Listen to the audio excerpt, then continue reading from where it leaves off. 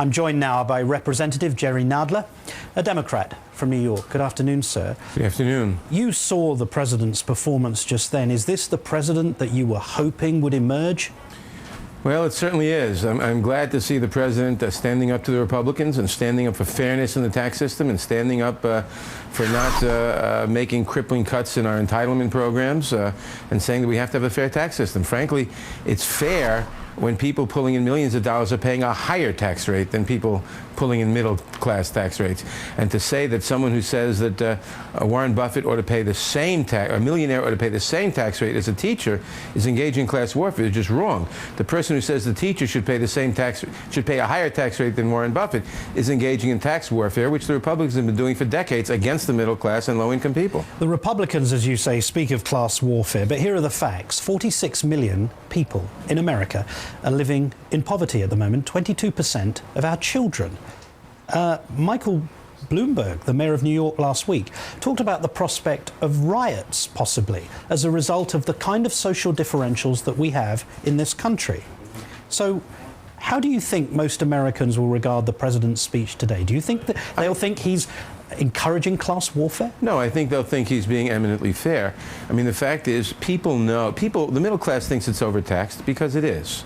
The fact is that corporate taxes, for instance, 30 years ago were 8% of taxes collected. Today, they're less than 1% of taxes collected. All the benefits of an increased economy in the last 30 years have gone to the top 2%. The middle class is making the same or less than they made before, but they're paying a much heavier percentage of all the taxes. We've shifted the tax burden from upper-income people and from corporations onto middle class and low-income people. The president is simply saying, let's shift it back a little bit. Frankly, he should go a lot further. Here's the problem, though. Last week, in New York, you're a congressman representing a constituency here, NY9 was taken by the Republicans. In Nevada, a seat was taken by the Republicans. Many people are saying if the general population supported the president, it would show itself in these kinds of elections, and it doesn't. Well, I don't think the president was talking then the way he is now. And maybe... You really think that's a week's difference? Well, I don't think it's going to manifest itself in a week. If there were an election next week, it wouldn't change. But the president is first starting to talk about a real jobs program, about financing that real jobs program and deficit reduction with a fairer tax system, about calling out the Republicans who are saying the Republicans are saying let's have major cuts in entitlements, major cuts in Medicare, major cuts in Social Security, abolish Medicare as we know it, but don't increase taxes on the rich by a penny. The president's saying that's not right. Now, I think that most of the results in these congressional districts are because people are very, very unhappy with the high unemployment rate, and they ought to be. And who do you blame for the very high unemployment rate? The president. Why? Because he's there.